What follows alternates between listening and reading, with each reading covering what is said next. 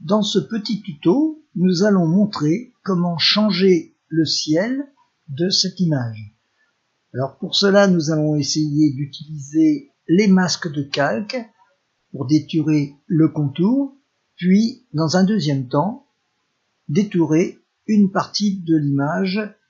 Commençons par détourer le contour.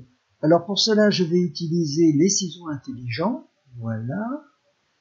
Alors je vais de loin en loin, je fais des points comme ça, sans chercher vraiment à... Voilà. Voilà. Encore ici.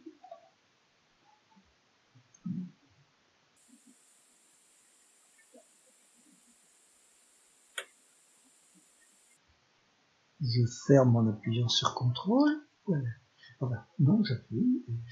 Ça y est. Je n'ai plus qu'à maintenant modifier un tout petit peu ici. Pour qu'on trouve là.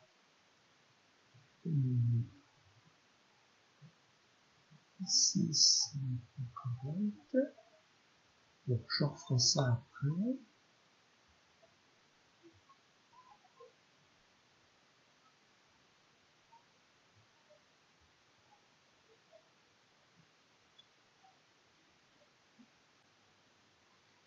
Je clique maintenant dans la partie du ciel.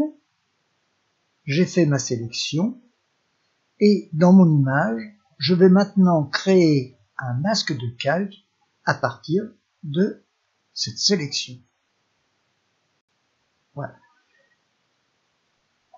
Je supprime la sélection aucune.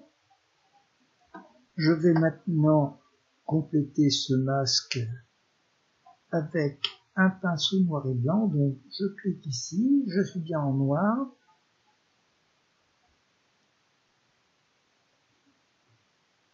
Voilà. J'utilise la majuscule pour aller là. Comme tout ça. J'agrandis un petit peu pour pouvoir voir ici. Alors je complète. Toujours avec du noir.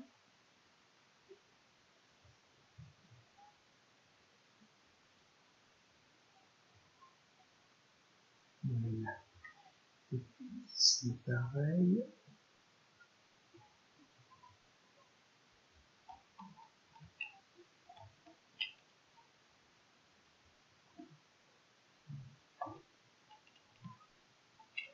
Pour les clochetons, je rajoute effectivement à l'intérieur.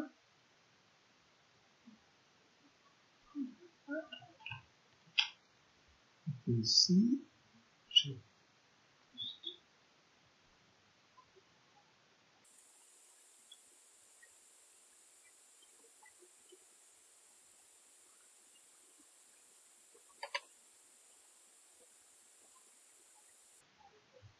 bon, je vais maintenant, dans un deuxième temps, m'intéresser à ce détourage de l'arbre. Alors, pour ça, bon, je me colore ça grossièrement, mais le détourage de l'arbre ne pouvait pas être fait avec le pinceau, ça prendrait beaucoup trop de temps.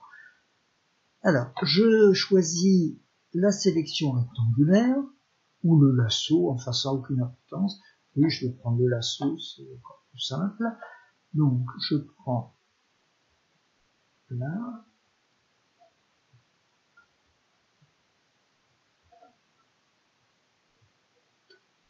Voilà. La touche entrée pour faire la sélection. Et donc, ce petit morceau, je vais en faire un calque.